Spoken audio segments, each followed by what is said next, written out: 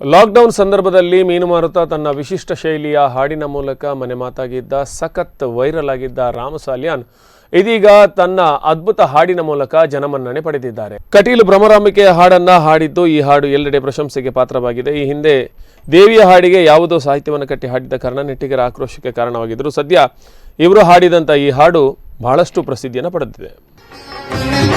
ಕಟಿಲುದಾಪ್ಪೆರ ಮಟ್ಟೆಲ್ದ ತೊಟ್ಟೆಲ್ದು ಬೊಳಗಿನ ತುಳುನಾಡ ಬಾಲ್ಯಾನ ಕರವೀದು ಪಾದಗು ನಟ್ಟೊನುವೆ ಅಪ್ಪೆಡ ನಡಪಾಲೆ ಕೈಪತದು ಈರೆನ್ನನು ಕಟಿಲುದಾಪ್ಪೆರ ಮಟ್ಟೆಲ್ದ ತೊಟ್ಟೆಲ್ದು ಬೊಳಗಿನ ತುಳುನಾಡ ಬಾಲ್ಯಾನ ಕರವೀದು ಪಾದಗು ನಟ್ಟೊನುವೆ ಅಪ್ಪೆಡ ನಡಪಾಲೆ ಕೈಪತದು ಈರೆನ್ನನು